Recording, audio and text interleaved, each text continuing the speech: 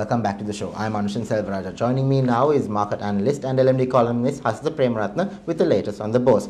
Now, Hasitha, Standard & Poor's recent risk rating was a blow to our stock market. When I spoke to you a few weeks ago, the market had steadied, albeit minimally.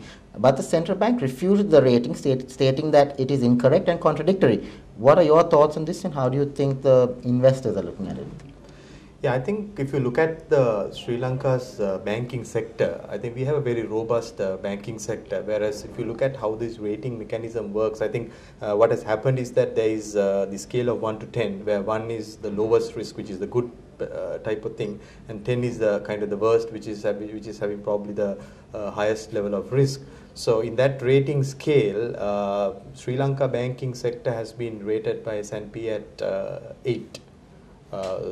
Which is more close to the high risk end. But of course, in that context, there are a lot of different aspects have been taken into consideration. One is the economic side of the risk, and the other one is the industry side of the risk. Now, in the economic side of the risk that impacts the banking sector, our rating is 8. Whereas from the industry perspective, actually we are a little better. We are at 7, so we are a little better than the overall rating. But if you look at the reasoning behind some of these ratings, one factor is that about 50% of the banking market share is with the state bank still. So we talk about privatized banking system, but having said that, we still have this kind of exposure, which has an adverse impact on the rating scale and with the way the ratings are being done. But I don't necessarily see that as a big problem or a big issue in the banking system. And also another important aspect in this rating scale is the fact that S&P takes into consideration how the overall banking system is kind of looked at in the context of the administrative or the type of behavior. For example, when central bank put a scale or a control on the cap of lending and say that you can lend up to only 18%, that looks adverse on the overall rating of the banking system. But that's something that happened once at this point of time, and something that is probably needed from economic perspective. So I don't really see that as a major issue. But having said that, these ratings have a way of calculations, they do have a methodology, and they have obviously a meaning as well. So I think what is important from our side is to see what are the things that need to be done as a sector, as an economy, to drive this rating further up and improve on this, rather than maybe taking a very defensive type of a step and try to defend whatever the rating that comes out. Now, how big is Standard & Poor's recent launch of the S&P Sri Lanka 20 index? Now, the CSE's chairman, Kiran H, is upbeat, saying that he is confident that, quote, it will positively impact the market, unquote. So, has it? What is your assessment of this? Well, definitely having S&P showing an index on the Sri Lankan market, maybe covering 78% of the market capitalization, is a good thing, because naturally that will have a positive impact from a foreign investor's perspective, because it falls into their radar. And when they track in maybe Reuters or Bloomberg or various news wires, this type of foreign index maintained by top organizations definitely attracts the foreigners' mind, and also they tend to sort of cover the index. They can buy into the index sometimes, or maybe they can select stocks within the index. So I think having such an index is a positive thing in the context of attracting foreign investors. But on the other side also, we should be cautious that this index is robust and also have the type of liquidity that maybe the investors would keep looking at, because it's not that our all share price index is bad. It covers all the stocks in the market. Maybe it's not in the main radar, and it doesn't get the same level of publicity that probably the S&P index would get. But I think what is important is that how the market behaves and rest of the fundamentals from investors' perspective, where this index will give a more visibility into the Sri Lankan market in the context of a foreign investor. As the data from the US market looks bleak, and the Eurozone is still in crisis mode now, and as a result, Asian stocks have taken a beating in recent weeks. Now, then there was this downgrading of 15 of the world's largest banks by Moody's, which added to the market's woes. Now, what can we expect in the short and medium terms? I think in the short term, it's all uncertainty in simple language, because there will be a lot of volatility, markets going up and down, and also the euro situation on how it kind of comes out from a political perspective will also matter. And we see a presidential election in the US, which also has an influence on the overall scheme of things that's happening in the world. So when you collectively look at it in the short term, maybe in the next 2 to 3 months, we might not see any significant changes, but definitely there will be sizable volatility, and maybe in the medium term the fundamentals still not changed. So that's where the issue is. I think Eurozone fundamentals in terms of the growth rates, the type of unemployment being addressed through proper economic mechanisms is a must to address the longer term sort of solution towards stabilizing the financial markets.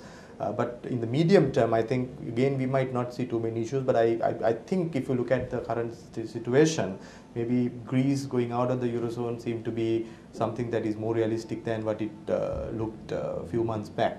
So if Greece goes out, maybe there will be Spain's, Portugal's and Ireland's to follow. So there can be a bit of a chaotic situation in the medium term in the whole Eurozone mechanism, unless we get used to it and sort of accept it as a matter of fact. But right now the political and the economic view in the Eurozone is that we have to keep things together. So I don't know how long it's sustainable. I probably think that there will be some kind of a break off at some point of time, and we are just delaying and postponing the problem at this stage. So sometimes it's good to take the problem up front and confront it with more fundamental solutions, rather than sort of trying to postpone the problem and try to come out with various types of short-term patch-ups to the problem. So in short, I think the volatility will be the order of the day. In the medium term, we might see some kind of a little more chaotic situation, but in the longer run,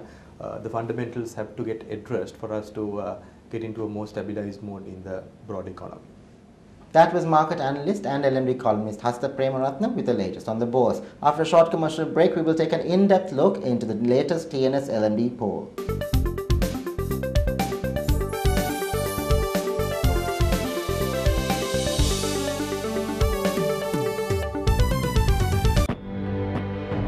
The prepaid broadband offer of the year. Now with every new connection, get free data up to 8 GB and 6 months validity for just 2012 rupees. Mobitel, we care always. If you're looking for a leasing company to make your wheels go round, with fast, friendly and hassle-free service, together with flexibility and the best interest rates in town, let us show you how we can make your world go round.